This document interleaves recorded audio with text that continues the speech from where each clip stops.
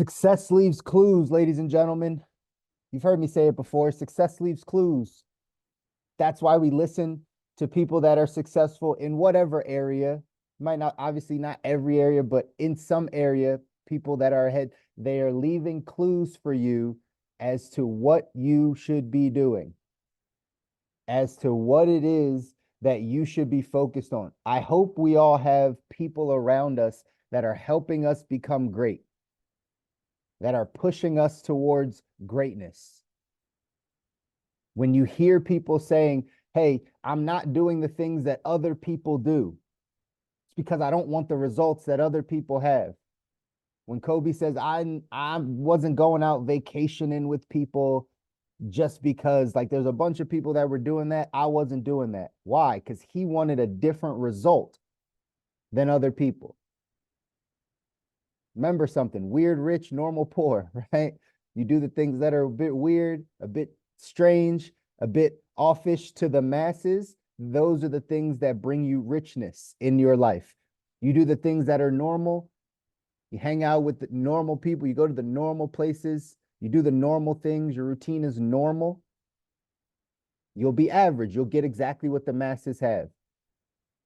So I always challenge us. I always challenge you to push past what is normal, what's around. And you need people around you to be able to help you do that. We're the average of the 5 people we spend time with, right? So are the 5 people that you're around or you speak to the most, are they striving for their greatest life? Are they striving to be great in some area? Are they ahead of you in their health journey? Are they ahead of you in their relationships? Are they ahead of you in their finances? Or are they at your level or below you? Because we're the average of those people. So we all need people around us that push us to be great, that push us to that next level of life. And that's what we strive to do. We strive to be great. I hope there's some area that you want to be great in. I hope that we haven't thrown in the towel and said, I'm just going to let the rest of my life kind of play out the way it's going to play out. I hope there's things you still want that you're willing to fight for. I hope there's things that you're willing to not give up on. I hope there's things that you push yourself to do every single day, regardless if you feel like it. Right? I think Jocko in there, we fall to the level of our training, right? We don't rise to the level of our expectation of the things we want, right? We fall to the level of our training. So at the end of the day, how are you training your mind? How are you training your body? How are you training yourself? Are you training yourself to push past the pain, push past the weakness, push past some of the laziness? Or are we succumbing to it? Are we listening to that little voice that says, you can take today off? I know you don't feel like it. You deserve it. Give yourself some time. Give yourself this. Because the more that we feed into that voice, the more that becomes our training. We're training ourselves. When I go on these fasts, right? When I dive in and get on these fasts, I do different things. So one of the things that I do, my health coach showed me this in the shower, right? Some people do cold plunges and stuff. It's really tough, right? I've told you guys that. That's something I still got to work myself to because it's really tough to do a cold plunge. But instead, in the shower, I'll go hot and cold for the last, like 3 minutes of my shower.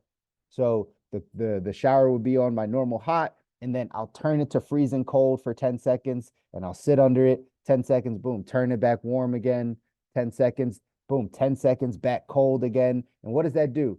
It's shocking my body. It's doing the hard thing. It's doing the thing my brain is telling me I don't want to do. I do not want to be in a cold shower. It's not ideal for me. Not ideal for many people.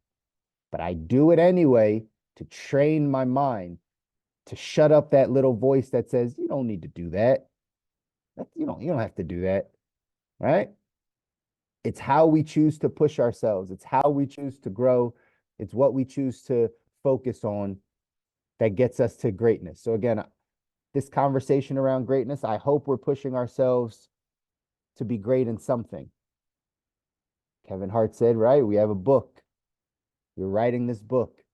At the end of the day, when your kids, grandkids, great grandkids, people that are around in society, when they read this book, will it be the average story or will there be stories of greatness? Stories of perseverance, stories of overcoming and still getting to the heights. Only the winners get to tell their story, right?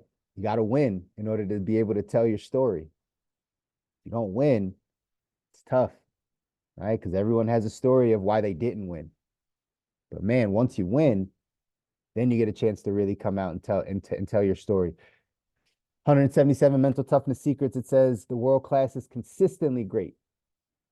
So if you're striving for greatness, can we be consistently great? It says here, a lot of performers are capable of outstanding performance, but the great ones all have one thing in common: consistency.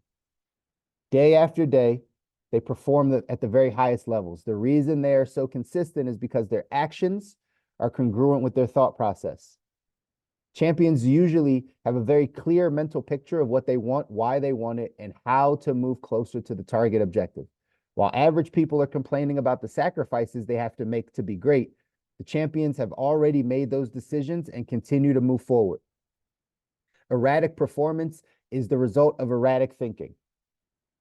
Say that one again. Erratic performance is the result of erratic thinking. So the first step to mental toughness training is gaining mental clarity. Champions invest an inordinate amount of time thinking, planning, and clarifying their goals and targets, as well as mapping out an exact action plan for attainment.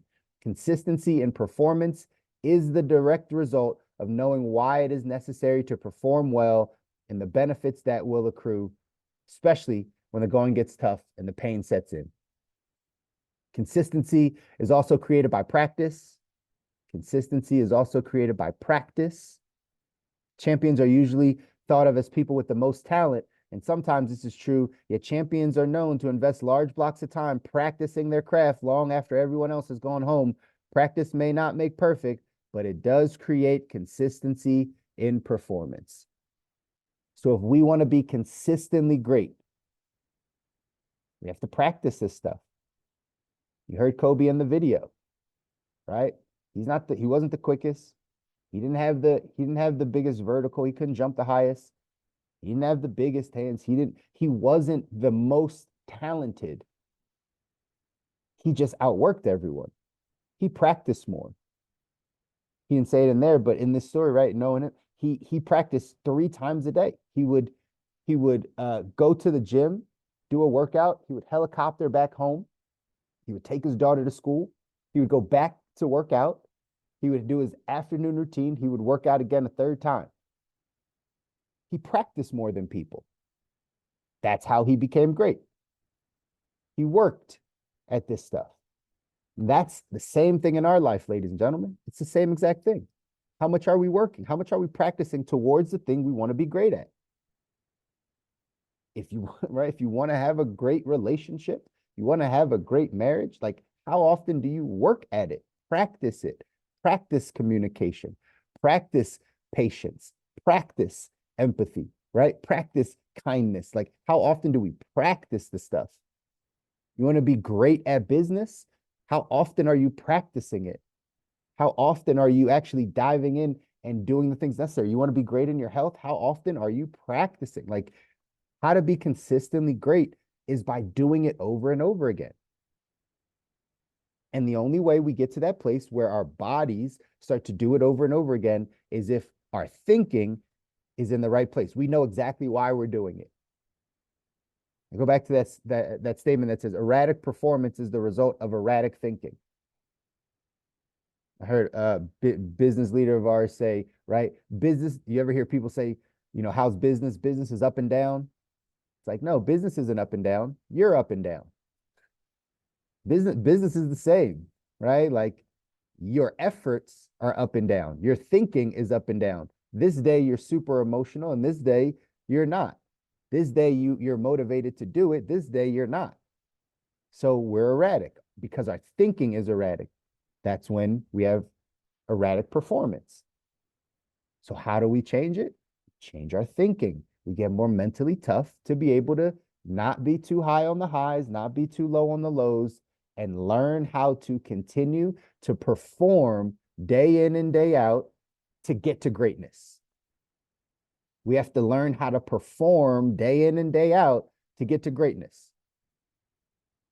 It doesn't mean, right, you get to the place of burnout and you don't have any self, but there's a sacrifice that needs to be made if you want to be great. I remember posting this on Facebook a long time ago, a few years, because I was just kind of frustrated with talking to people that didn't want to be great. I was like, does anybody want to be great anymore? Like, does anybody want to be great at anything anymore? Or everyone just wants to be comfortable and everyone just wants to be, right, just make it through and get through the day. Like, of course, we might have seasons that this marathon, you're not sprinting at it, but does anybody really want to be great anymore? Like, do you want to be a great husband or a great wife or a great business person or a great parent? Right? I think we live in a society where we don't want to strive for greatness. But that's what we're here to do. Again, these messages are not always for the masses because people don't want to be great. They want to be comfortable. They want to get by. They want to not feel pain. They want to not have to sacrifice. They want the leisure life. They want luxury. They want to just sit back and cool it. Like that's what most of the information we get out there is doing to us. So we have to come in and talk about greatness. We have to come in and say, man, what am I doing to consistently strive for greatness in any area? Pick an area. You don't have to be great at everything. I'm sure, like you heard David Goggins in there say, there's unbalance when you strive for greatness. The people that are the greatest athletes, yeah, they're probably not the greatest husbands. It's just not the way it works.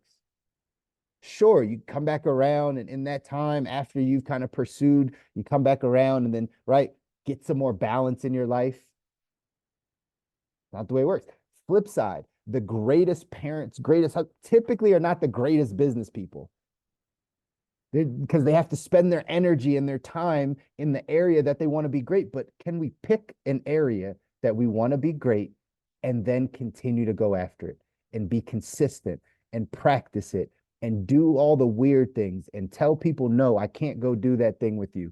Why are you over here on a Saturday night? Because I'm trying to be great in this area and you're trying to relax. We're not in the same spot. How much are we sacrificing? How much are we actually putting ourselves in a position to say, I'm striving for greatness in this area?